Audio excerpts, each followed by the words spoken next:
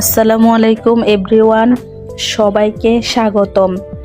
আজকে যেহেতু ফ্রাইডে, সেজন্য আমি ভাবতেছি বিরিয়ানি রান্না করব।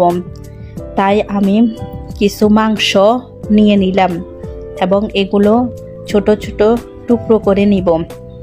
যেহেতু বিরিয়ানির সাথে মাংসগুলা দিব, সেজন্য আমি এগুলা ছোট ছোট টুকরা করে ভেজে নিব। তাই আমি এগুলা আলাদা একটা পাত্রে নিলাম এবং এগুলোর মধ্যে মরিচ, লবণ অ্যাড করে দিব। হলুদ দিব না, কারণ আমি এটা সাদা বিরিয়ানি রান্না করব। তারপর মশলার মধ্যে একটু তেল দিয়ে মাংসগুলো ভালোভাবে মেখে নিব এবং কিছুক্ষণ আমি এগুলা রেখে দিব, যাতে সকল মশলা ঢুকতে পারে। আজকে আপনাদেরকে আমি রান্নার একটি ট্রিক্স শিখিয়ে দিব।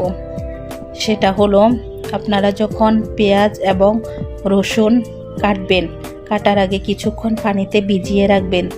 তাতে করে হবে কি, রসুনের চামড়া আপনি অনেক ইজিভাবে তুলতে পারবেন এবং খুব সহজে এর কোয়াগুলো আপনি ছুলে নিতে পারবেন।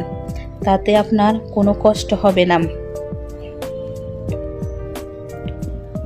এই তো দেখেন, খুব ইজিভাবে এর কোয়াগুলো খুলে গেছে।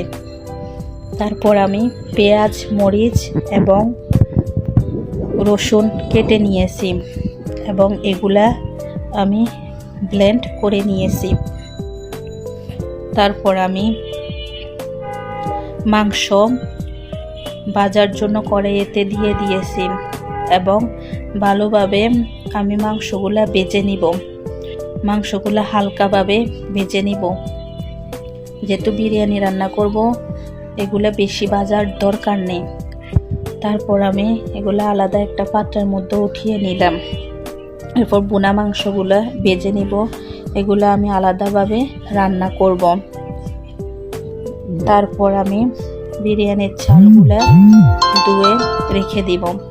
এরপর বিরিয়ানির মশলা কষিয়ে তার মধ্যে মাংস দিয়ে কিছুক্ষণ রেখে দিব এবং চাল অ্যাড করে কিছুক্ষণ নাড়াচাড়া করে তার মধ্যে আমি পর্যাপ্ত পরিমাণ পানি দিয়ে দিব এবং কিছুক্ষণ ঢেকে রাখব। তারপর আমার বিরিয়ানি রান্না হয়ে গেছে।